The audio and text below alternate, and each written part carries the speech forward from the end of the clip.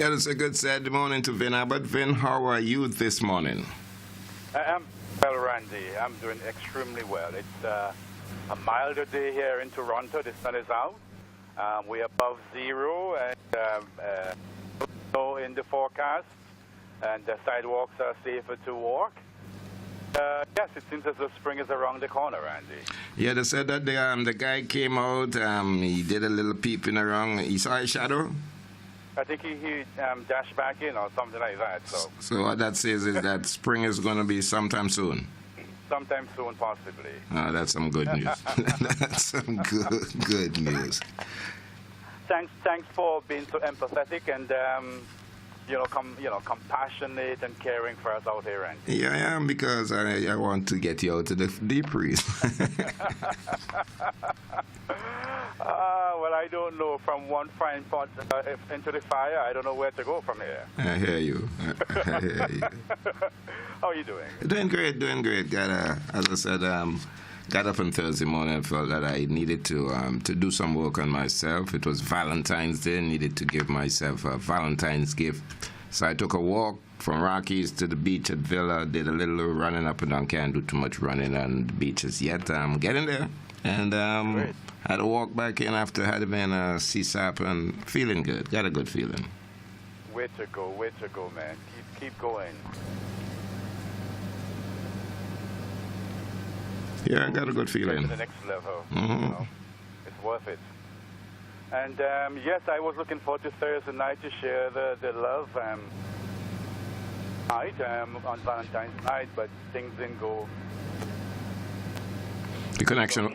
The connection wasn't coming through. You didn't get that wasn't happening. No. It was really poor. Yeah, the boss was in. The boss was in a while ago, and you're really complaining that he had to go in and chat with the providers that we're not getting what we're paying for. And I wish the listeners will join forces with the boss to extend that concern, because it's very frustrating. I'd imagine what it means for Dougie and all this kind of work into programming, all the monies and other things like that, sponsors and other persons who rely on the station for. You're breaking up. You're breaking up. Hello, are you hearing me? Yeah, but you're breaking up. Oh, sorry about that. Is that any better? All right, go ahead. Yes, I'm saying I hope folks can really join Dougie in getting across that message to the provider that the services are not as they're. Disappearing on us, going and coming, disappearing on us. When your connection isn't A1 this morning. Okay, how is this, Randy? Is this any better? This song's a whole lot better. Song's a whole lot better. Let's see if you're staying with us. Okay. Let's see if we can take it from here. Well, happy post-Valentine's to everyone, wherever you are listening to this program this morning for February the 16th, 2019. Randy, also condolence to the Adams family. Heard of the passing of Doc Adams. So Yazzie and Ricky and others and all the literary community, all of the literary community in St. Vincent and the Grenadines and beyond, we extend condolence. And also, Randy, toward the end of the program, I will be doing a tribute to one Maureen King Anthony, who was put to rest last evening in Brooklyn. And as we celebrate love and also Black History Month, I think it'll be important for us to pay some attention to the contribution, to the legacy of this lady.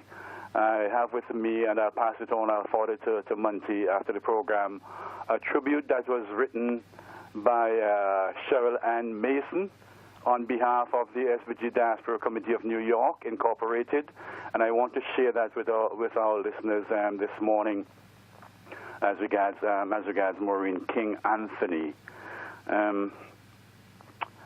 But before I get into that, Randy, I just want to again get into a little bit more of what we started last week in terms of respiratory problems and illnesses in St. Vincent and the Grenadines and beyond. I think it's very important for us to do that because we might want to start by looking at what the situation is. Well, the most recent data I have, I'll share with you. on St. Vincent and the Grenadines and the Caribbean as a whole. And according to the State of Public Health in the Caribbean region, that document was done up, that piece 2014-2016. They're saying there's an increasing threat in relation to respiratory problems in the region. And they're talking here about communicable diseases. Now, let me read a little bit of this on this issue, Randy. Now, the Caribbean has experienced an epidemiological transition, including a shift in the leading causes of morbidity and mortality from infectious and parasitic diseases to non-communicable diseases. Nevertheless, infectious diseases persist, and we saw earlier that CD among the top causes of death for children and the elderly, indicating that they affect the most physically vulnerable the most severely. Given that substantial proportions of the Caribbean people continue to live in poverty and suffer malnutrition, there remain many opportunities for severe consequences from infection. HIV remains the leading cause of death in some age groups. Right? Now, respiratory diseases, and I continue here, respiratory diseases are very common among acute infections in the Caribbean. Chronic respiratory illnesses cause significant morbidity and mortality, that is, illness and death, with cancer of the lung, bronchus, and trachea being among leading. The leading, that is, top 10 causes of death among 45 to 64-year-olds, and chronic lower respiratory diseases among leading causes for elders age 65 and above. Influenza and pneumonia are among leading causes of death in the under 1 to 1 to 4, 5 to 14, and 65-plus age groups, indicating that children and elders are especially vulnerable. Tuberculosis has also staged a resurgence as a cause of illness in the region, often as a co-infection with HIV and generally associated with outcomes of poverty, such as overcrowding, poor sanitation, and low health expenditure per capita. Right? And there with that piece from the Caribbean Public Health Association. As regards St. Vincent and the Grenadines, some documents from the Ministry of Health, the strategic plan, respiratory infection continues to be among that is, respiratory infections continue to be among the top 10 leading causes of illness and death on St. Vincent and the Grenadines. Asthma being a big, big problem on St. Vincent and the Grenadines.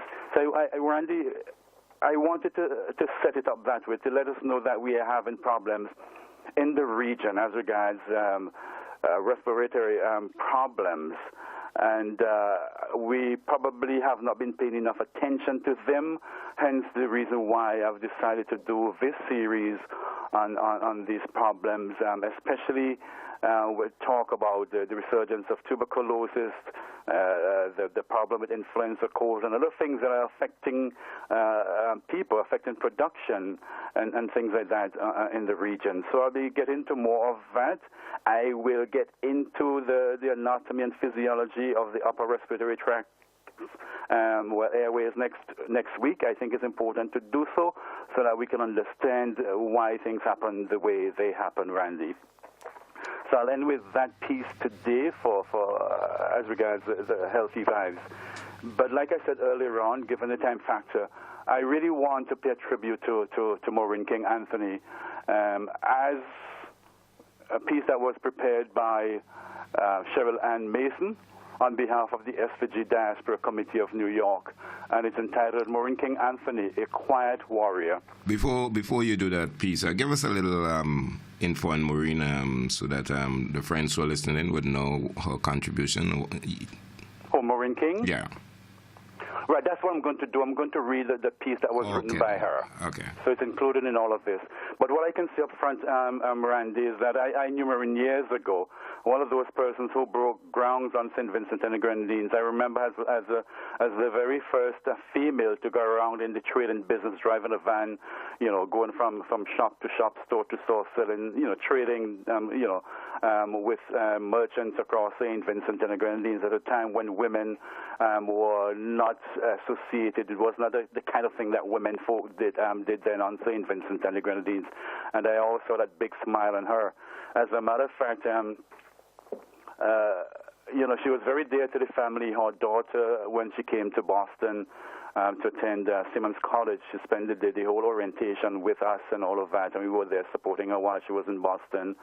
My son, sons, especially Icon, so as a mother, he was in New York some time ago with us, and he spent some time with her, and he simply said to me, Dad, she was such a nice person to us, only if I knew that she was ill.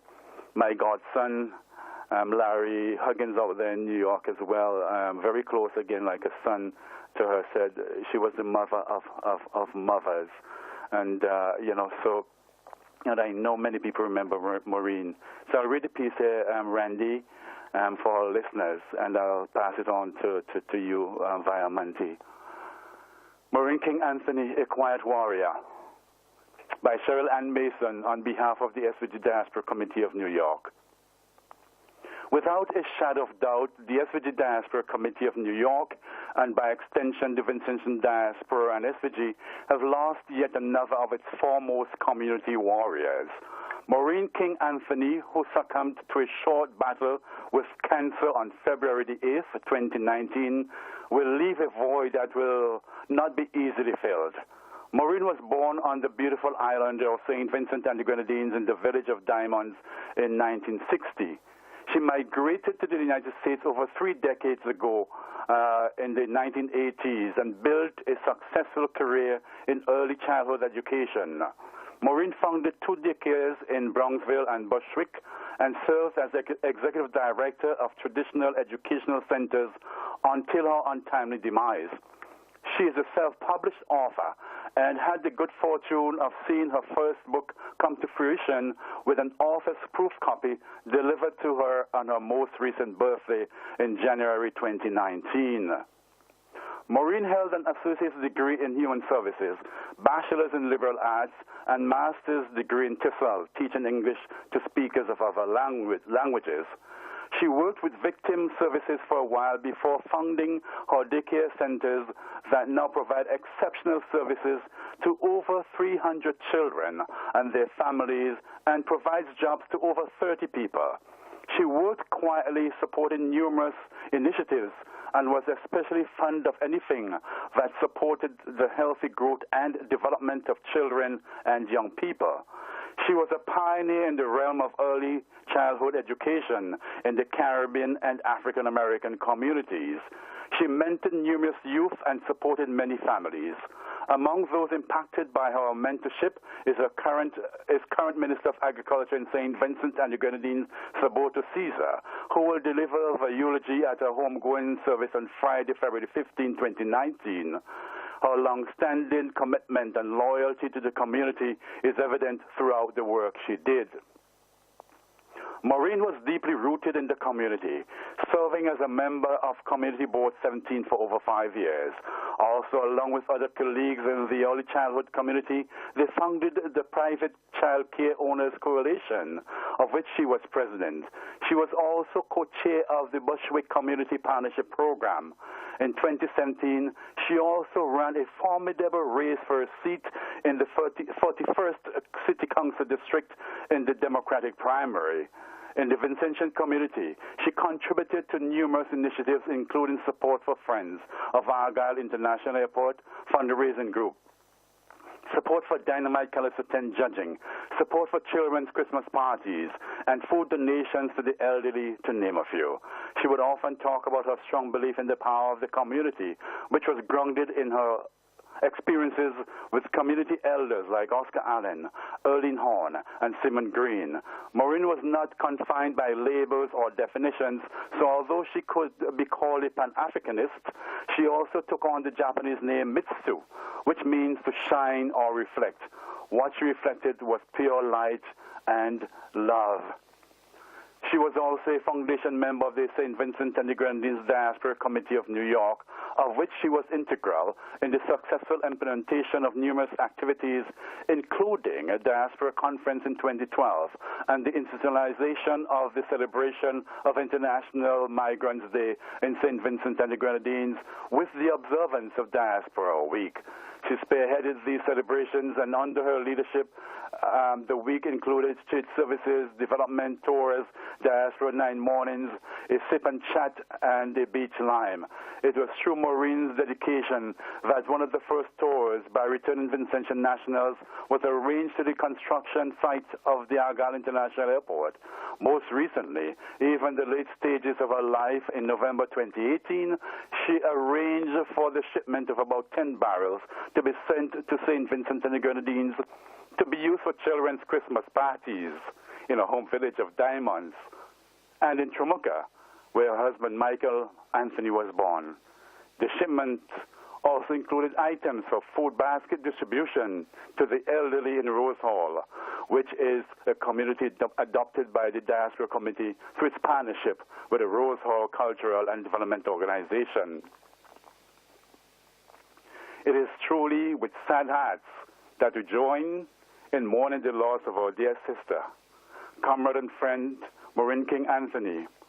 She was a selfless, quiet warrior who believed deeply in the power of the community. Maureen leaves a rich legacy of service. She is survived by numerous family and friends, including children Mauricia and Maury King, her husband Michael Anthony, and grandson Quasi. Maureen King is a deeply spiritual woman who practiced Judaism, but was also rooted in the rich African Baptist tradition. Maureen's mortal remains will be laid to rest in Brooklyn, but her legacy and quiet warrior spirit will live on forever. Rest well, comrade. Rest well. It's a great tribute. Lost Maxwell a couple of months ago, not of the great workers in the community, and now we're losing Maureen. Her daughter said to me that even during her last days, while in pain, discomfort, agony, Maureen was on her steps, or stairs that is, packing barrels to send home to folks. Testimony to a great warrior. Thank you, Maureen. Warrior. Thank you, Maureen. Thank you, Vin. I'll forward this to you, Andy. Appreciate this. And Vin, I'm going to use this program on Wednesday evenings, about 8:30 on the Wednesday evening program that I'm doing, so that you could always join me and we can do a little more work on the Healthy Vibes program. But we'll be utilizing it on Wednesday evenings as part of my Wednesday evening show. Sure. Thank you. You and the family have a great one. Enjoy. Same. Everybody move. Let your body move. Show me the bye bye bye, give me the bye. Keep on grooving. Keep on grooving. Nice Radio presents Healthy Vibes, a live health education program aired on this station on Saturday mornings. Healthy Vibes looks at the total person, physical, emotional, social, and spiritual, with emphasis not only on diseases and conditions, but also on the importance of individual, family, professional, and political responsibilities to health and well-being. Healthy Vibes addresses issues not often talked about. It is solution-focused. So join us this Saturday and every Saturday for Healthy Vibes on Nice Vibes on Nice Radio. I am Vin Abbott.